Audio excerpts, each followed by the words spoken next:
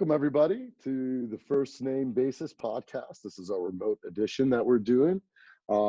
This is where we chat with innovators who are actually doing things, and we have an open and honest conversation about what's working, what's not working, and we try to learn from our mistakes, or even better yet, try to place the breadcrumbs in front of us so we know where to go and where we're headed. Today, I got a really interesting episode with Rakesh and Paula, who I'm going to let introduce themselves in a bit, but we're going to be talking a lot about smart cities. And it's a very interesting time for us to be talking about smart cities as the world is changing pretty rapidly, and we're going to go from there. Rakesh, first, I'll let you introduce yourself, who you are, what you do, why you're an expert on smart cities. Perfect. Well, good afternoon, Sheetal. Thank you for this opportunity. My name is Rakesh Tiku. I am the president and CEO of a company called inField Solutions. Why I'm an expert with smart cities? Well, it's what we do. What we got into, we started building our platform about 10 years ago, and we started applying it to smart city applications in 2018. What we saw was that there was a lot of great ideas and technology and the vision in terms of what a smart city or a connected city might look like. And where we saw the gap was action. If there is a problem, if I don't know, a light bulb on a street is burnt out, how do I actually fix that? The whole concept of smart city is to streamline processes, automate processes, and get people to where they need to be to solve a problem without anybody having to really notify anybody, right? Right. If, you know, Sheetal, you and I are connected without having a one-on-one connection, right? Our systems take care of the interaction between you and I, let's say, or myself and that streetlight. So what we saw was that action was missing. If a streetlight is burnt out, how does the system get notified? How does the system monitor and manage and control ultimately the replacement of that streetlight? And that's what we've actually built.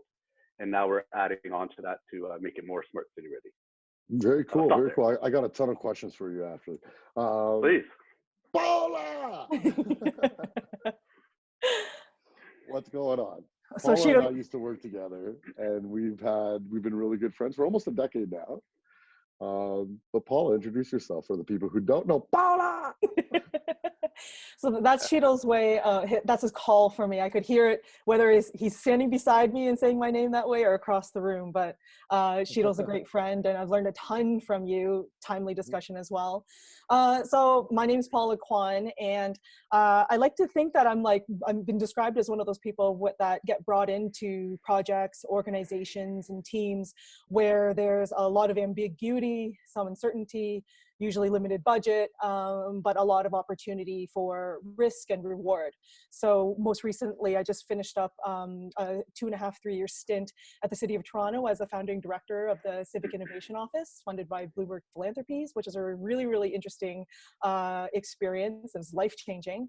And but the majority of my career prior to that has been in the startup and innovation sector, mainly based in Toronto, but traveled around the world to different tech hubs and innovation hubs around the world. So I've got this, interesting intersection between, the innovation at the front rows of Silicon Valley with a crossover to the public sector and seeing what government innovation looks like. And when we think about smart cities, you can't think about improving communities and people's experiences without thinking about government too.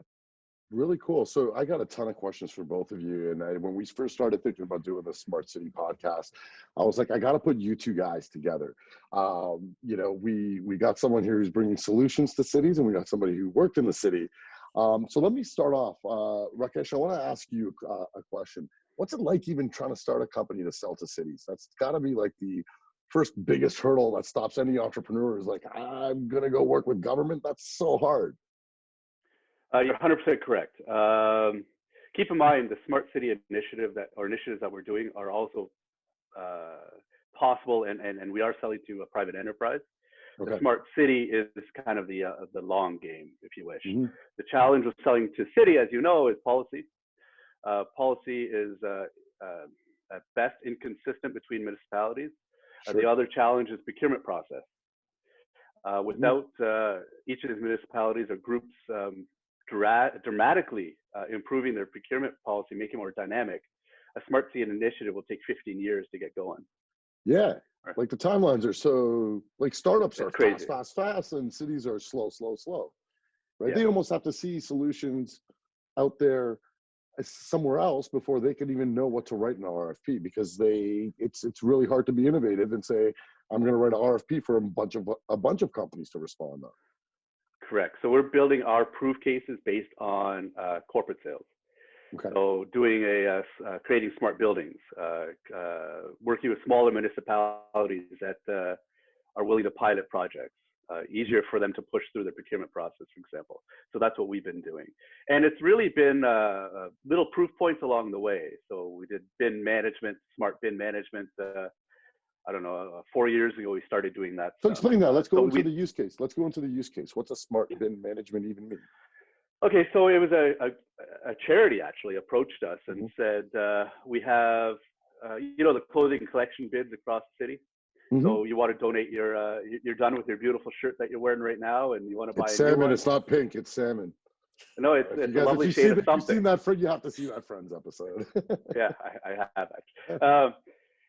So when you're done with that shirt, rather than throwing it away, why don't you donate it to one of the beautiful charities in the city, right? So you drive, we all do drop that. it off. We all do it, yeah. We all do it. Actually, the guys at Goodwill know me by first name, but leave it alone. So you drop it off in a bin, which is beautiful, and 10 other people drop off stuff in a bin, but how do they actually know, the charity actually know when the bin is full? So the challenge they were having is they had predetermined schedules of going around the city, looking at their various bins, seeing where they're full. But it's a waste of time, resource, and as you know, charities are always looking for additional funds and reducing costs, right? So what we did is put a smart sensor in each of the bins, a volumetric sensor, and when the bin is full, it actually the bin calls our software, says, hey, pick me up. We batch those requests, we put it through a route optimization, create what we call a recommended schedule, dispatch schedule. We ask the dispatch individual to do a quick eyeball. Hey, that looks cool. Maybe they have some other knowledge that the system doesn't. They confirm the schedule, they send it out, it goes to everybody's smart devices, tablets in the field, the drivers, and it's already itemized and optimized in terms of a route. So these are the 5 pickups you do today.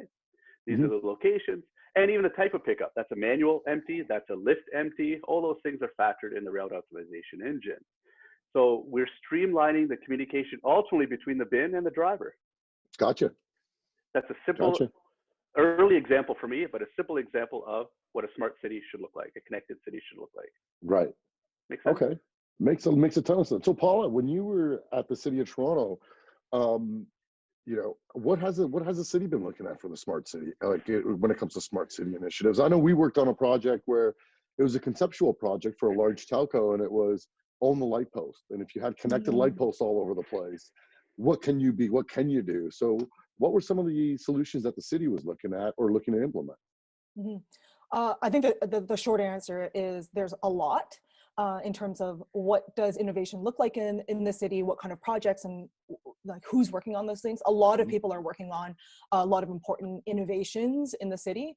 But I think there's something important to preface and say that innovation within inside the city proper, as in the government, it doesn't look or feel like what you and I think of innovation on the outside. And I would actually argue and say that when the public thinks of innovation, is probably not what they think of either. We think of like flying cars and like huge advancements in technology. The type of projects that I had a front row seat in looking at inside government weren't necessarily like that. And sometimes it's like very slow, iterative, boring improvements. But those projects had like huge impact, huge positive social impact that can't kind of is a little bit undervalued when we think about it. So walk us through an example. Walk us through an example of one that you saw a bunch of social impact from, that the city went on and did. Yeah. So one thing that we did was, I can speak to it from my firsthand experience, and I should say that I'm speaking from like a personal perspective, not as a representative of the city. That's my disclaimer. So one of the cities projects that I was really proud of, and an example of something that's not super shiny or super sexy, but something that had some really good teeth within the city, was something that we called the Digital Translation Tool Project. And it started off with just our office is very visible on the main floor of City Hall. If you walk by, you'll see, lots of different offices, lots of different cubicles, except ours was like this like glowing bright beacon with like whiteboards. It looked like a startup office within the city. Cool. So because of that, a lot of people would walk by and tap on the glass and say hi. But oftentimes, when we became aware of it, we couldn't stop seeing it, where people would come by to the office and tap on the glass and like struggle to ask us where the washroom was, or where the library was, or where the counselor's office was. And growing number of people would come to our office that didn't speak English. And so we weren't able to communicate with them. So it just, off the top of my head, I'm like, well, Google Translate exists and Microsoft Translator exists. Like, can we use this tool on the phone that I have on my side all the time and communicate with people to help them figure out where they were? And sure enough, the first, 1 to 2 people that we tried it with was like huge hit. We were able to actually communicate with them effectively to help them figure out where to go. So we kind of expanded that idea to be like, well, if they're coming to our office, like where else, what other interactions are they having with the city or with a service? What else are they getting stuck on? Where else is it happening? So we embarked on a 10-week sprint where we brought in, user researchers typical to the startup world, as well as designers, to come in and better understand that, first of all, better understand the problem from the resident's point of view, not just jumping to the solution of like, let's just do Google Translate and Microsoft Translator everywhere. So it was identifying what exactly the problem was, where it was happening across the city, and where we should start. So fast forward 10 weeks, we got to information desks at City Hall, and ideally, think of information desks at any city building. Oftentimes it's the first interaction that people have when they come to a building looking for a service. So we trained city staff, we worked with the public to create signage, universal signage on what translation signage should look like. And we put that up and we tested it with the public at these information desks. And sure enough, when we would signal to people that we could help them translate what they were looking for, by using an iPad or an iPhone, by speaking into it, by using different features and functionality. So that's like one example of an innovation that we didn't develop anything. We actually didn't, like, both of the tools are free to use, so we didn't actually incur any costs for anything. We created the signage ourselves, and we had great partners within the community and great staff to help us through it. So, not shiny, but very, very impactful. Yeah, absolutely. Rakesh, you look around, and if we talk about like the own the light post type theory, what are some of the things that cities can be doing or should be doing now, or what are they doing? It's a good point. It'll vary by city. I changed my background. I wanted to prove that even a technologist still reads. Okay. And actually, you guys have beautiful backgrounds. I share mine. So in any case, I think Paula said some great examples. It doesn't need to be shiny and wondrous to be impactful.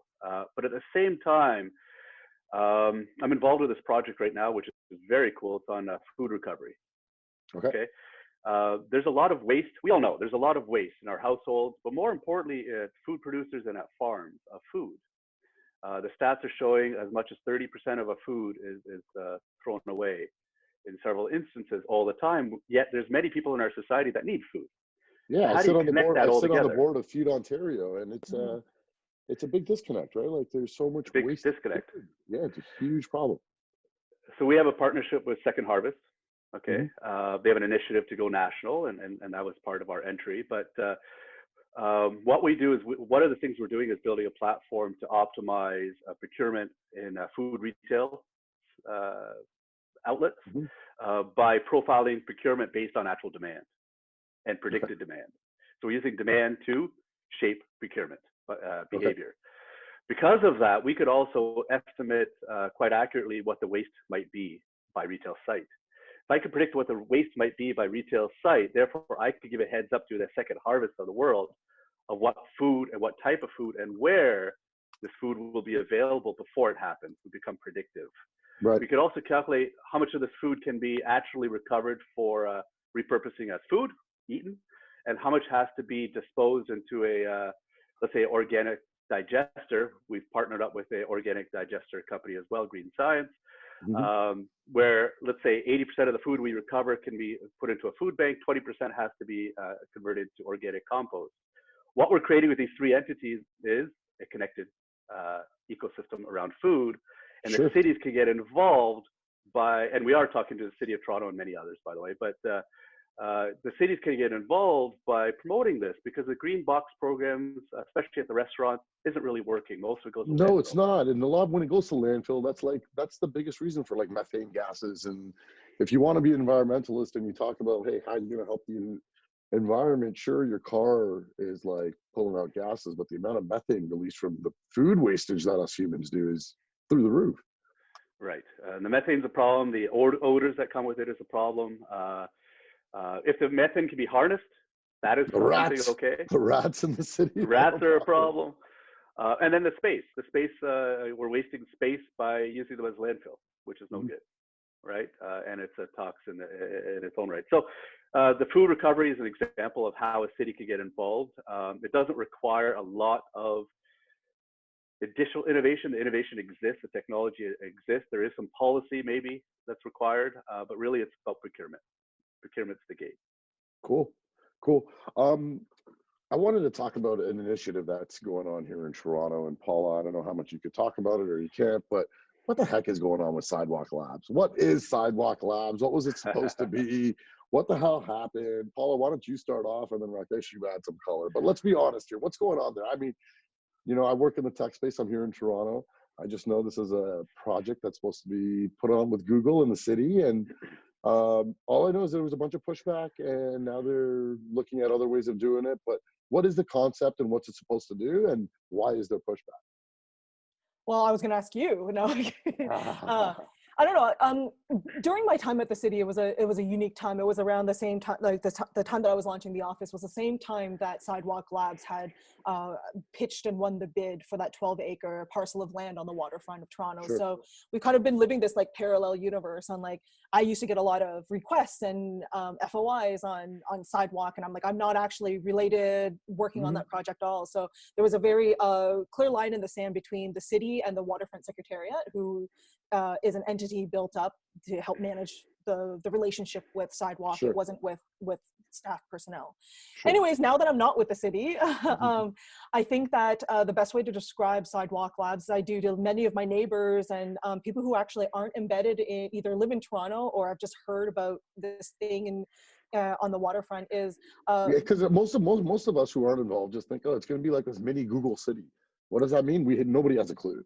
Well, I think instead of a Google city, I think they're trying to design the city of the future, where they leverage technology, parts of data, better ideas. A lot of the things that we live in, big cities and struggle and struggle to do. They're looking for solutions and designing solutions alongside people to do that at a much larger scale. So that example that I gave you at the city is like one small project of several. Well, they're trying to tackle a huge thing by actually putting it into play within context of 12 acres of land down there. So if you go down there now, it's a bit of an industrial empty lot is what it looks like. Their office is actually located right across the street.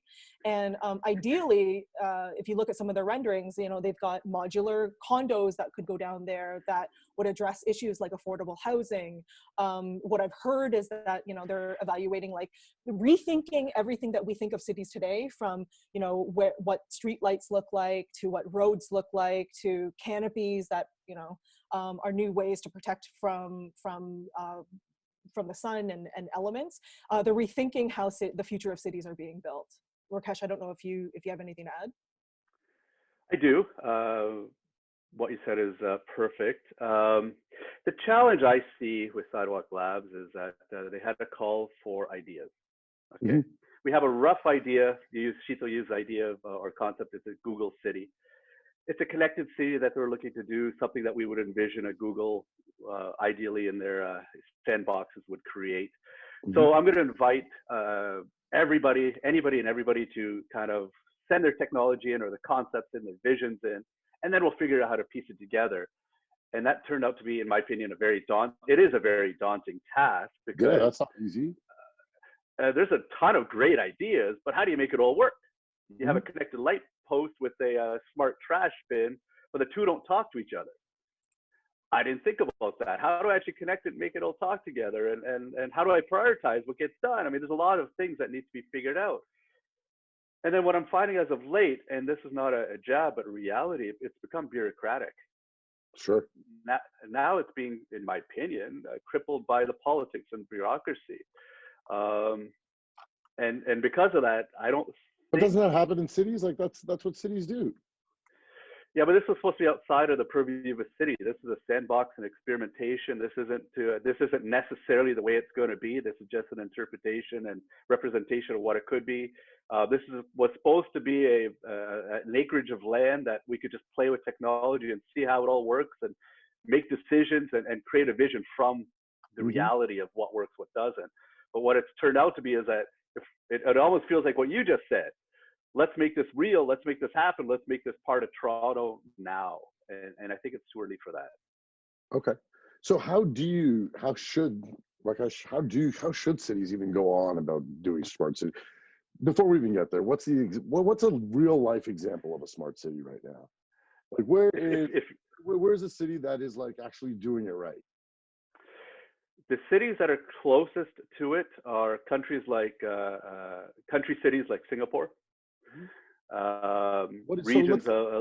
Let's go deeper into Singapore. What is Singapore doing that we don't see here in Toronto or New York? Or I think the way the bureaucracy, the politics works in Singapore is very different. It's run as a business. Their prime minister is more of a CEO than a prime minister. Absolutely. Right. So it's run like a business. And just like Dubai, it's run like a business. It's run like a business. They have a P&L. They have a financial objective. It's not just a social objective. So therefore, their look at how things are done are slightly different. And when they did the smart city enterprise, they funded it, but they're letting private enterprise run it. Korea, it's really run by their multinationals. Korea is run by their large multinationals, the Samsungs of the world. They run that country. So what are some of the solutions that they're putting in there that has been quick to market and been widely adopted by the citizens of those places? They do have some of the connected light post concept. They do have a smart waste management platform. It's not perfect, but they are doing some of that smart waste platform. There's better integration between municipalities and private enterprise in Singapore in general, right? So they have that connected environment as their basis already, and they're leveraging that. There's several things for power optimization that they're using the smart city concept with. Land reclamation, saltwater processing. These are all things that they're using smart city concepts to say, how much power do I actually need to generate, not on a weekly or monthly or annual basis, but on a daily basis? Where does that energy come from? And how do I optimize that? How do I distribute it? Those are the systems they're building. It's very cool stuff. And they're looking at the P&L of it, the financial implications of these platforms and solutions, right? The shipping docks. Sorry, I could go on for hours about this. Keep going. It's cool stuff. The shipping docks. Oh my God, they're automated. They've been automated for 10 plus years. Yeah, I saw we do work with DP World out in Dubai, and we got to see the new docks that they built over there. And it's, they had, the old dock had like 14,000 employees or something like that, maybe even more. I think it might have been 100,000 employees. The new dock has like 7. Yes. Everything's on. They're really monitoring. Yeah. They're monitoring, and they're looking for exceptions. They're looking to solve problems. And then just oversight, really. And that's how Singapore is effectively running their docks as well.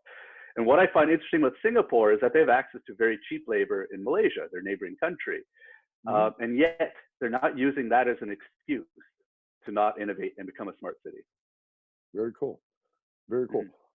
Paula, what do you see that is actually like being progressive in cities? I'm sure you had some sort of SWOT analysis putting Toronto up against other cities and trying to bring innovation into Toronto. What did you see working really well? Well, it's funny that you talk about comparing us to other cities, because as part of the network that we were in, we were linked to 27 other cities that were doing the exact same thing that we were in Toronto. Okay. So these seed teams of designers, directors, and data analysts across 27 cities in this Bloomberg network, not to mention the cities that are even outside of that, not funded by Bloomberg, but we're connected with this experience of what I like to think is like the government revolution, innovation revolution. And it seemed like common themes of our experiences seem to be around, time to experiment or a place to run experiments, and using that word experiment in a city. Civic engagement. So how do we consult with the public? How do we talk to users and talk to people about their experiences and be able to test things with them? And thinking through like what problem, and I think the core thing is like, what problem are we trying to solve? Again, not jumping straight to the solution, but is this, what problem are we trying to solve, and who are we trying to design it for? So those three things were always in the top, like in the top of our minds when we go to prioritize projects or prioritize communities that we were going to go see. And it was always like, are we able to experiment? Do we have the buy-in to do it? Do we have the additional bandwidth and talent to be able to do that? And are we working on the right problems right now? Cool. All right, I wanted to pause there. I started doing something different in the podcast to get people to get to know you and break up the conversation a bit. We're going to get back to the smart city stuff, but I'm going to do 5 rapid fire questions. I'm just going to say your name and ask a question, and you're going to answer on the spot really quick. All right, no long-winded answers here, and they're just going to be off the cuff. I actually just make them up as I go. All right. Here we go. Ready? Well, I think everybody needs to get to know you guys a little bit better. Sure, of course. All right. Let's start with you, Paula. What's your favorite food and why? My favorite food right now would probably be something from Chinatown. I'm craving, like, the first restaurant that I'll go into once this isolation is lifted is probably a dim sum place in Chinatown. I'm craving it. Soul food. It's my soul food. All right. Rakesh, what's your favorite city except for Toronto? Why? Favorite city? That's a great one. There's so many. One of my favorite cities is Tokyo. A dynamic, modern city full of great people, amazing food, a great culture, and it's very different than Toronto. Cool. Paula, are you more of a Microsoft user or a Google user? Google user. You're a Google user? Yes. Hey, where wasn't the city on Microsoft stack? You still went back to Google? Yes, I did. Okay. I going back to Microsoft products, I get why there's an idea around security around it, but like, I remember getting my first file and somebody asked like, hey, track change and send it back to me. I'm like, how do I even do that? Like, who else is working on this? I send it to you, and then you're going to send it, and there's an order. I'm like, nope, I miss my Google Docs. Yeah, Office 365 is letting you do a lot of stuff. So I'll give Microsoft the props there.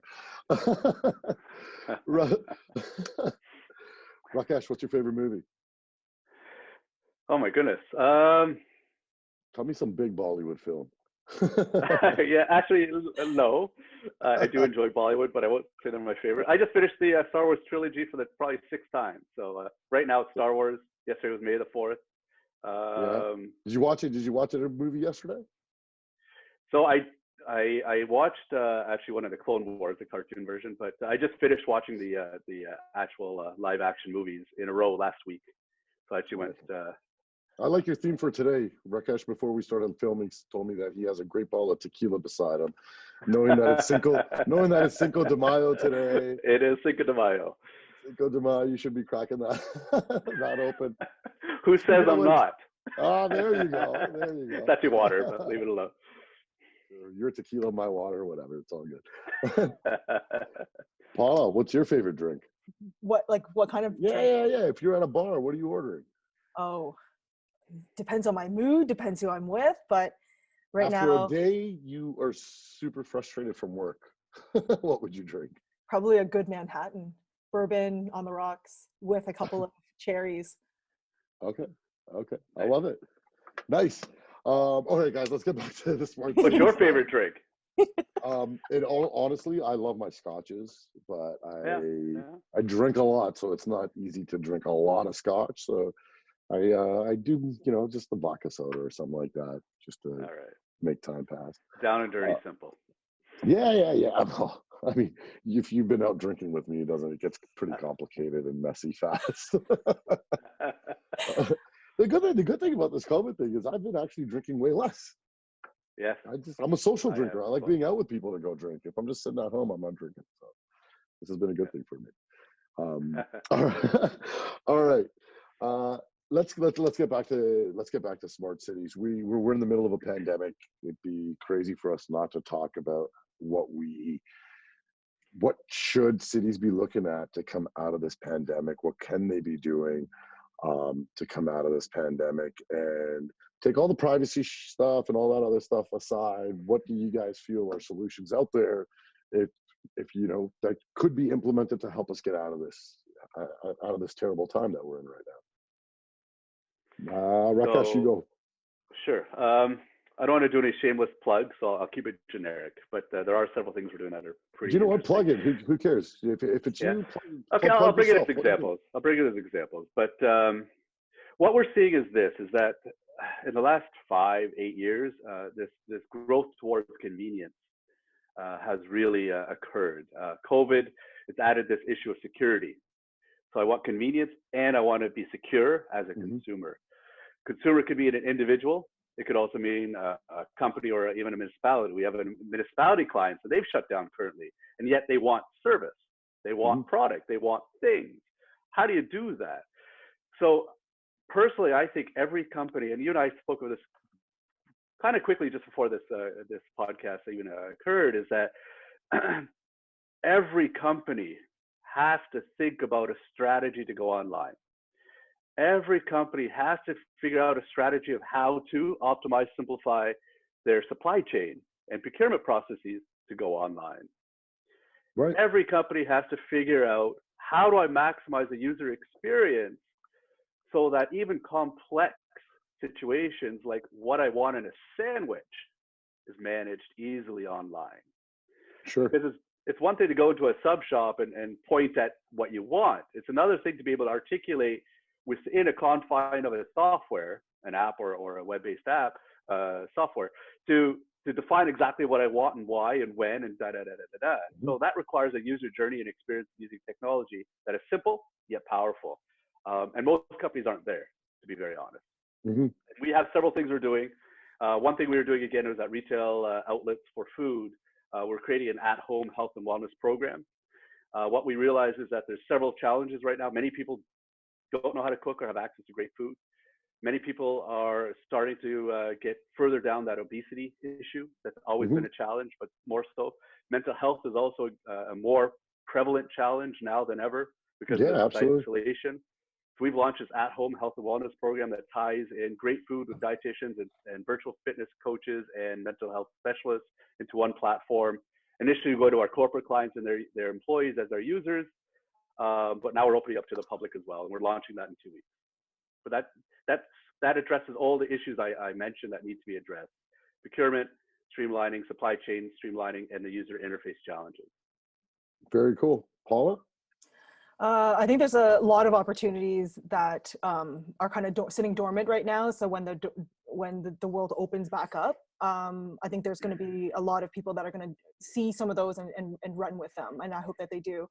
But I'll give you a real example of something that I think is a big missed opportunity right now. And I don't mean to like throw any companies like under the bus. That's not my intent, but this is just my own personal experiences. So before all this, we all know like how big Amazon is and how they're eating the lunches of a ton of retails local and global. And I feel like right now everyone is struggling with delivery and shipping and all that kind of stuff. So it made me think about like people who are going to, the big box stores that are still open right now. And I tried to buy like dog food yesterday. I was like completely out of dog food. Like he didn't even have like a scoop left. And so I knew that they were doing curbside pickup. I won't say the pet store's name. And I called them up it was like an hour away. I was in my car anyways. I'm like, hey, I need to pick up a couple of bags. And they said, sure. And I said, I'm about an hour away. Can I pick it up then? They're like, ooh, it was like 1 p.m. And they're like, we're working on our 10 a.m. orders right now. And I'm like, oh, okay. Well, you close at 7. Like, are we talking like an hour, a couple hours, 10 minutes? Like, how much time do you need? And they're like, we don't even know. So I waited around until 10 to 7 p.m. So 6 hours later, I was waiting till 10 to 7, still no call from this from this pet store. So I had to call another one and I drove it to pick it up. And I'm like, I get that like teams are running really thin right now, but I'm like, this is an opportunity for the retailers that are still open or, big Canadian brands to really go after Amazon, right? Like Amazon is behind on delivery because of logistics and everything right now. But I'm like, you might not be able to beat them on price, but you could beat them on service. Amazon is still becoming the safest bet. Like you retailer, you're missing the opportunity. I'm ordering something from you, get it to me in 2 days. Amazon figuring it out. Why can't you figure that out? Or let me look like, they even put me on hold. They're like, let us check to see if we have those 2 bags. And I'm like, the time that you took to go see if those bags were on the shelf, bring them back with Bring you, the and I'll be there in an hour to come pick it up. Didn't happen. Right. Didn't happen. They actually called me today at noon, so it was like 24 hours later. So it is what it is. But I'm hearing similar stories from like family members who are ordering online and having to do curbside pickup and sitting in a car for an hour.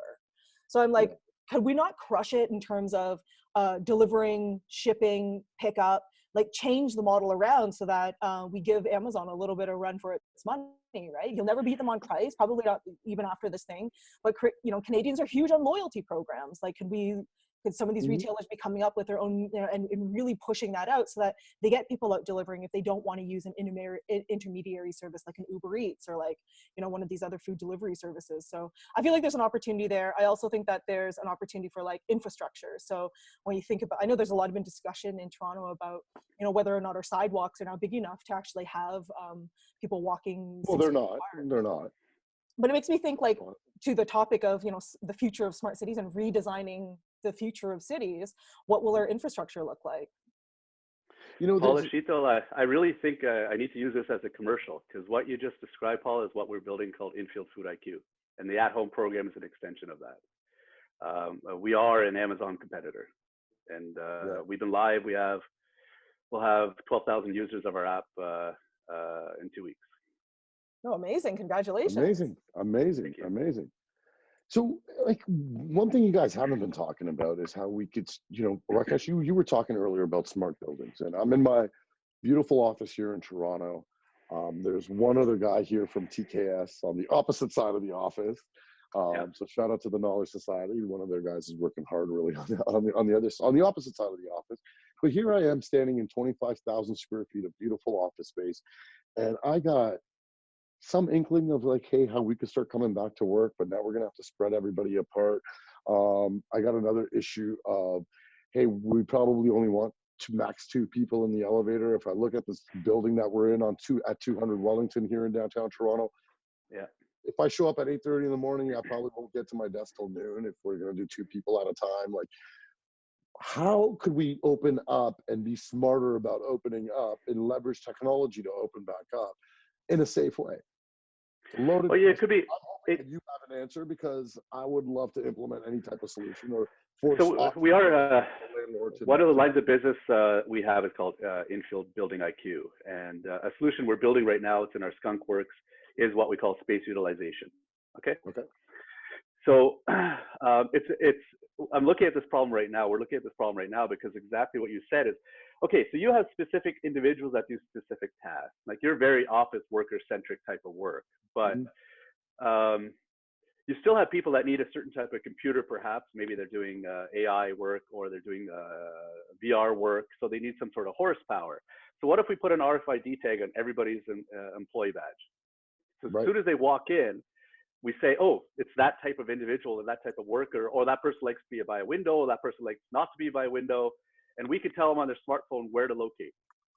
Okay. And therefore optimize the space based on function and based on personal preference. Okay. Right. And it's simple. Again, the technology exists. The user journey would have to be modified slightly for this environment. So that's one example. A guest comes in. Again, they tag in saying, I'm here. The person that they're meeting is automatically notified, and the guest is automatically prompted to the correct meeting room. And that meeting room is monitored to make sure nobody's there, so that you and I, Sheetal, don't necessarily interact when we shouldn't have, causing transmission issues, right, of disease. So Sheetal, you're not in the room because you didn't sign up for that room, and Paula did sign up for the room, and her guest Rakesh is coming, and he's directed to the room, and it's safe. So the journey is safe for everybody, and transmission is minimized. Cleaning, we have smart washroom solutions, Building IQ. When do you clean? Why do you clean? How often do you clean? Well, that's when. And who should clean? Those things can be automated as well. What we're doing is monitoring the usage of a washroom. Sorry, we don't know what you're doing, Sheetal, but we know you went to the washroom. We know you did number 1, and we know you did number 1 because you were at the toilet for 2 minutes. You did number 2 because you're there longer. So I could calculate or extrapolate what you did. And therefore, I love you took our conversation to shit and piss. This is exactly what I kept it real. All right, I got an online question just on what you're talking about, Rakesh. What about the privacy blockers when it Mhm. comes along with these tech solutions? How do we get around privacy? Well, again, it comes down to policy. So I would have to agree as an employee of yours that you have the right to monitor uh, where I work and how I work. Okay, so Sure. you and I have to have that employer agreement. One, two. There's many things that we can monitor, like my washroom example, where I don't need to know the identity of an individual. I don't need Hmm. to know gender. I don't need to know their person. You I just don't know need that to a know flush anything about them. happened or whatever happened. Yeah. I just want to know what effectively they're doing, so I know how to manage that washroom appropriately. So your identity is safe. Doesn't matter who you are. I just need to know what you did so I can clean it for you, right? Gotcha. So there's ways to manage identity, but I think policy is going to have to be a big one. And we all know that the younger generation. I should have been a millennial because I don't care either. If you want to know anything about me, know anything about me. It doesn't matter. What do I have to hide, right? And the Right. younger generation feels the same way as well. Except for my bank and SIN information, everything else is cool. I don't care. So I think you'll also see a shift in mentality based on how society is evolving with privacy. Okay. Paula, privacy must have been a huge concern in anything you guys were doing at the city, right? That's like the top thing that would probably prevent you from doing a lot of cool stuff. Um, what innovative solutions have you seen to get around policy? Or like, what do you think the city, or what are some solutions that came across your desk or came across your office while you were there that you think, hey, we should like supercharge that and get that done right now? Because we talk about digital transformation and there's an awesome meme going around. I tweeted it like a million times, but it said like what made digital transformation happen in your company, and it was like people, this, that, COVID-19, and you circle COVID-19, right? Like that is actually, so what do you think that was like held back before that has to be like put on a fast track now when it comes to a city? Oh, well, I think it's just is data. It's how we use data. It's what you're using about it. But for context, though, like you nailed it. Like when I first went to the city, I got to look behind the curtain on like how all the wizards work, and I did not realize how much integrity and thoroughness that the city has in protecting our privacy. So Hmm. we may think of it as slow and clunky, but they are doing everything that they can to make sure that our data and every touch point that we have with the city and a service doesn't get into the wrong hands. So that's the reason why, knowing that and talking to the teams who are the ones, whether it's open data or the clerk's office, I got to learn and actually talk to the people who either came up with the policies or would explain the policies to me. And I think my solution there was to understand it, question it, but also there's an element of working with it. So instead of like, being the person to fight on every single reason why a historic decision was made on why that policy was there, I would embrace it and ask them like, hey, how do we actually, this is my goal, how do we work together on this? So it was, instead of fighting the policy, it was understanding it, challenging it, and then working together on something. And it worked. Like there were times where I was told very, very early on, you can't go and do guerrilla testing, Paula. Even though that Nathan Phillips Square is outside, you can't go and talk to people out there without having everything approved. And if I hadn't challenged it, I wouldn't have met the people who would have reviewed the questions and the interview questionnaires that we had printed out very quickly, walked them through why we were trying to do what we were trying to do, the outcomes of it, and what we were going to use the data.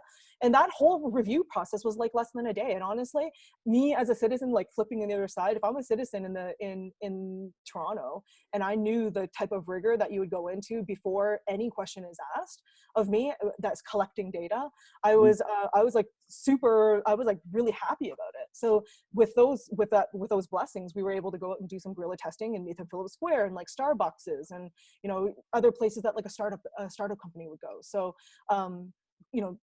plug and play any project you think of is figuring out who those people are, who the gatekeepers are, talking to them about what the risks are and helping them understand, like, I think there's a lot of assumptions made both on the policies, but also what we're trying to do. We're not trying to come in and break things on you. We've got goals and we've got mandates, and we're trying to all work together on this. And it's helping to try to figure out like what is our shared goal here and understand what are the goal posters, because we were able to actually navigate through it.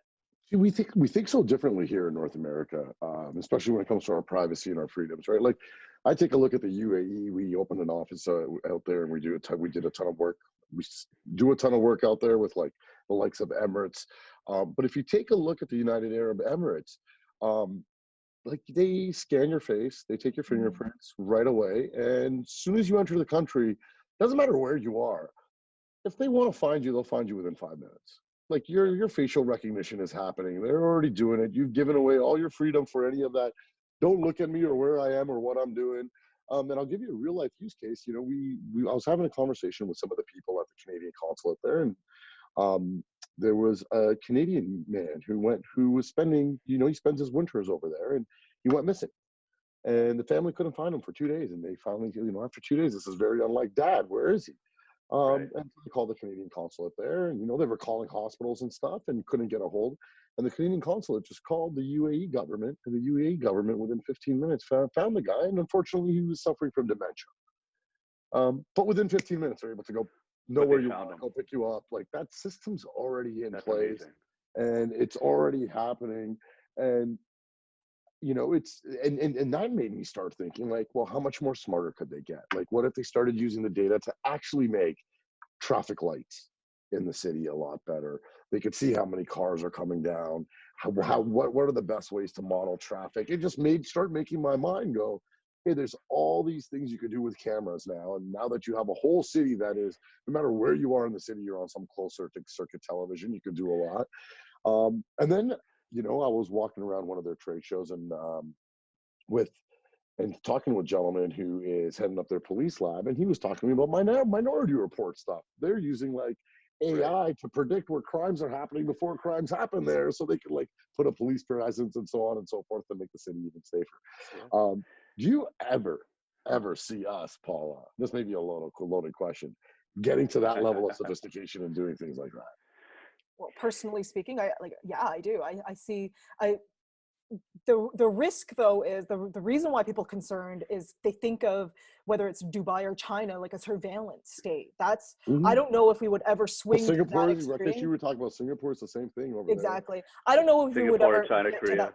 The technology exists. Like, it's not a technological limitation. London, isn't most of London closed circuit camera too now? Like, they got you if they want you. Cameras, yes. Yeah.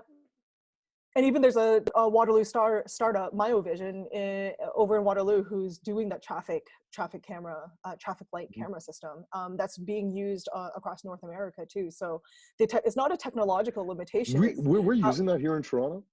I thought I read something. I mean, besides right now, the traffic. There was a pilot. There was a pilot. Yeah, that was it. Mm-hmm. Policy would never allow for it. They won't, right? Not near history, anyway. I think in our generation, we would see it. I think we would see a time where we do leverage data in a way that's not so extreme as the surveillance state of of China. But I do think we will see a time when China has this. Are you a good person? Like social meter, right? Like they can see if you're. No, they have credit worthiness and job worthiness monitoring. Yeah. Based on your behavior, right? So it's.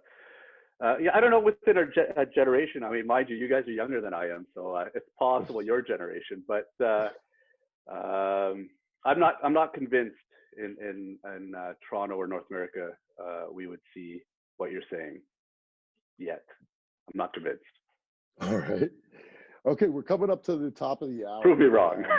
Well, hey, let's place a bet. Sheetal, you can be the witness. I don't want anybody following me around on camera. I'll say that openly.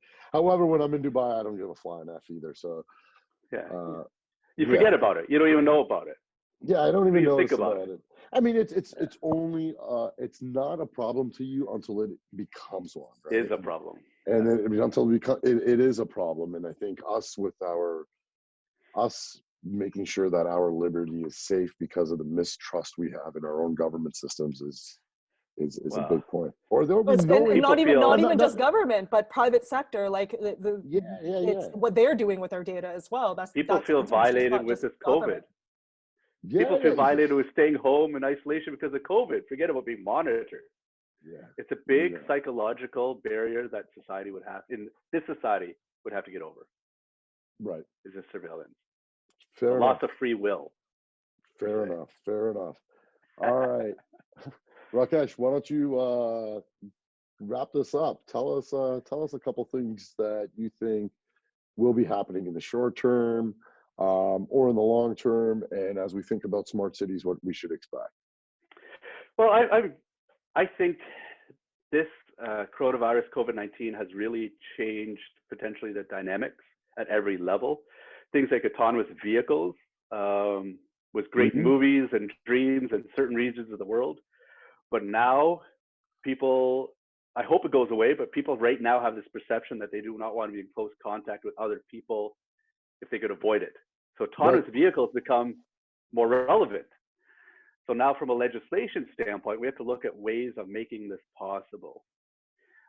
There's a big movement in many countries around the world, in Europe and India and North America. And I'm not making a statement, I'm just making an observation that people don't want to buy from China currently. You know, there's this anti-Chinese consumerism going on, right? But we also know that Canada, for example, has a shortage of certain labor. We have not enough people in certain segments for sure. Therefore, we're going to have to use technology and autonomous vehicles and those things to automate some of the things that other countries might use people for.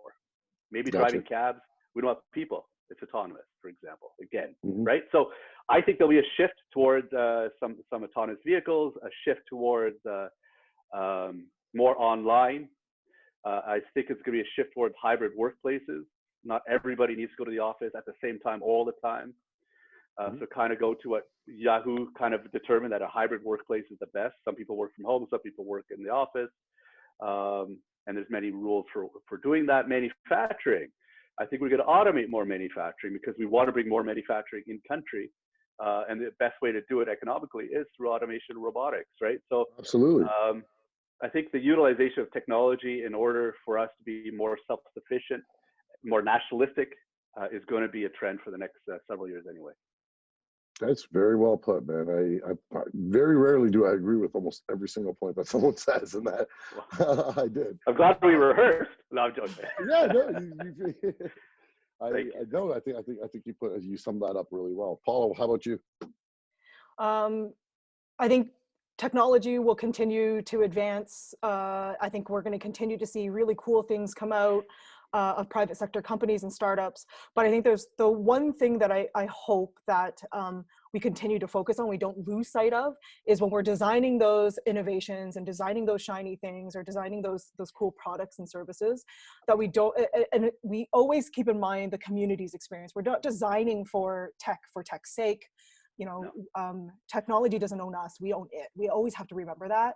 And when we're designing whatever improvements we are, I hope that we continue to focus on the people, which includes the culture, languages, art, and alongside technology. So that's my biggest hope for the future, is that, you know, it will continue to increase.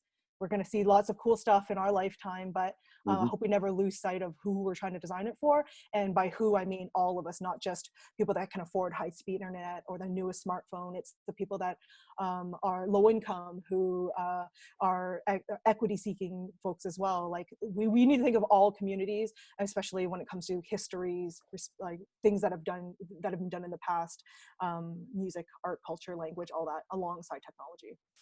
Love it, love it. Thank you so much, guys, for joining me today. I thank you a lot for a lot of insights you shared. I mean, smart cities wasn't something that I was like deeply into, but it's really cool to hear you guys talk about it and teach myself and our viewers a whole bunch of stuff. So thanks a lot for joining. I hope you guys stay safe. As always, I got to end off with the First Name Basis podcast is available on Apple, Spotify, YouTube, LinkedIn, Facebook. We're just going to bombard you with it everywhere. No, but thank you so much, everyone, for tuning in, and thanks again, Rakesh and Paula, for joining me today. Thank you, Thanks, and thank you Sheetal. for the opportunity.